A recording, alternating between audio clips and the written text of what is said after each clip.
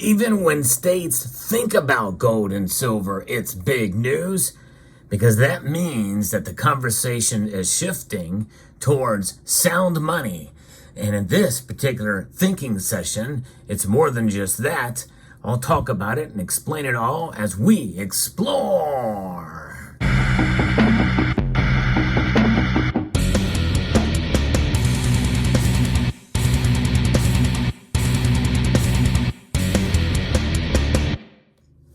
It's been a while since I was able to bring you news of this nature, but there's yet another state that is moving towards the idea of recognizing gold and silver as money. And North Carolina is the latest state to do this, as their House of Representatives have made a vote in favor of studying the benefits of having an all in-state bullion depository. This is fascinating news. This is coming to us from the Sound Money Defense League.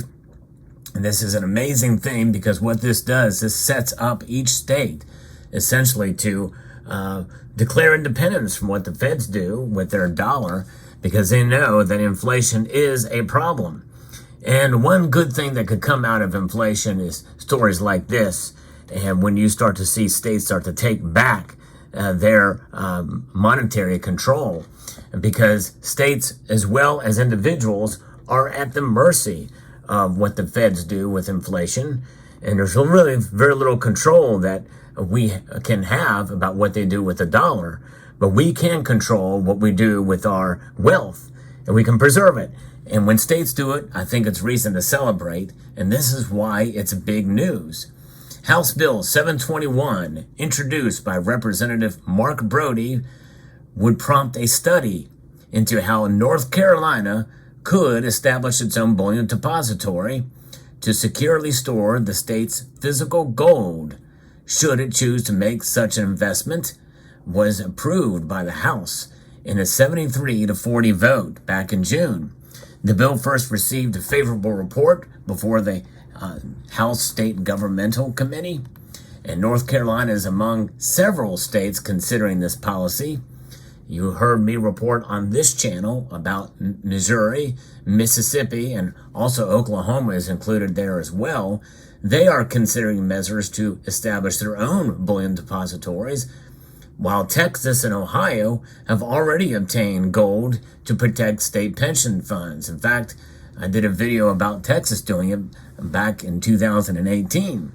Recently, Tennessee Governor Bill Lee signed a law that allows the state treasurer to buy and store physical gold and silver after it received a unanimous approval from both chambers of their legislature.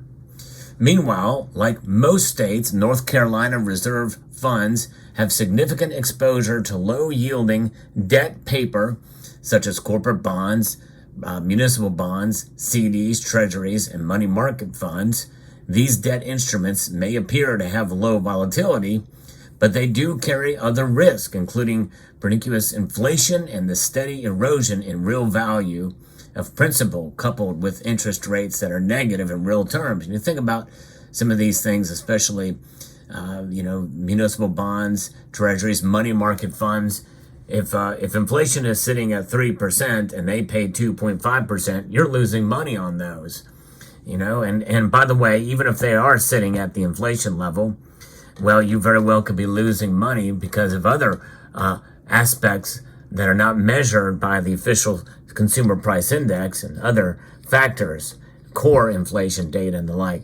It may not account for fuel and other costs. So gold and silver provide a backstop to this, and even though their price may fluctuate over the course of time, we know that the value is revealed in time, or the exposure of the value of the metal, that it really is inflation proof over the course of a long period of time. And so it's interesting and fascinating that more and more states are starting to consider this, seeing them really as stores of value, and adjusted for inflation. Now, this North Carolina, this state, should prioritize exploring the advantages of establishing a gold bullion depository, including an allocation to physical gold and silver, and aligns perfectly with the goal of safeguarding the state against financial uncertainties. Gold would be a sensible addition to a responsible state investment portfolio.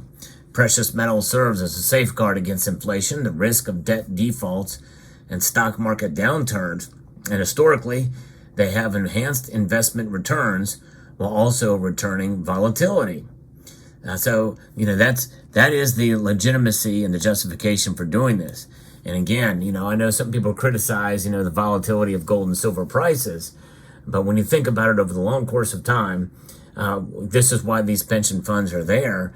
It's about, these periods where we're seeing, this threat now to the dollar. And now there's a shift, a considerable shift now towards central bank digital currencies. I think that's going to put even less faith in the dollar, even internally here in the United States, by some. And when I have some sort of asset that is above and beyond and outside of that system. And I think states understand this too. In fact, some states are adamantly against the central bank digital currency. And they're working to tool and readjust their UCC code legislation in order to prevent this CBDC from being recognized and established in some of these states. And so therefore, you got to have what is recognized by the Constitution of the United States as money, gold and silver. The ultimate backstop, gold and silver are, for sure. Now, it does await this bill, H721. It awaits a hearing before the Senate Rules and Operations Committee. But the fact that the House has passed it and sent it over there is a pretty big deal. And now we also have related bills to restore sound constitutional money have been introduced just this year. This year and even last year as well too has been the biggest years for sound money legislation in states across the country. We have Alaska, Iowa, West Virginia, South Carolina, Maine, Missouri, Minnesota, Tennessee, Montana, Idaho, Wyoming, Kansas, Virginia, and so many more. And it's pretty remarkable to see. I think that's pretty fascinating that we're starting to see some of this activity occur. And other states as well, too, like New Jersey Assembly has voted to end sales tax on precious metals. Don't know how far that went, but that's pretty remarkable. And there's others. And I'll continue to cover this news as it makes its way through the cycle, because I think it's important. Because if states can do it, then yes, we should be doing it too to protect ourselves. All in all, we don't necessarily rely on government, but I think it's a good idea to see governments, state governments especially, buck the trend and what the feds are doing. And that's exactly what we're seeing here in North Carolina. Pretty encouraging, I think. Now, this has a long way to go, but I think this is a lesson that we can learn from gold and silver, and should give us the encouragement that we indeed are doing the right thing by stacking precious metals, gold and silver, and we will continue to do that, and to be our own central bank, our own bullion depository. And of course, with a bullion depository requires not only a place to store your precious metals, which does incur cost, obviously, to store and to guard, in terms of ammunition, security systems, and the like, and a good safe, but also just to be able to stockpile it and to put it in there. You gotta have something to put it in first, right? And so you want to be able to safeguard your wealth, and gold and silver certainly are that. So let me know what your thoughts are. I think it's a pretty fascinating thing. I will keep up with the latest on this channel. If you do enjoy content like this, hope you will consider subscribing to the channel. I like to post news as soon as I hear about it. And many of you have been very kind to share with me the news that you have on precious metals. And feel free to search my other videos for other states where I've discussed some of this, and also some of my other videos regarding just content in general with relation to precious metals.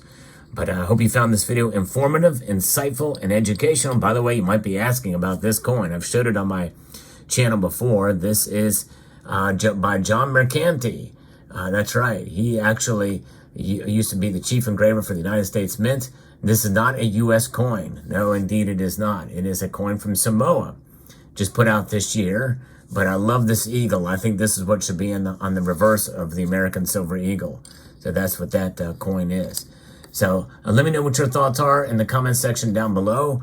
And I'd like to extend a multitude of gratitude to each and every one of you for taking the time to watch this video, and to encourage you to please rate, share, comment, and subscribe.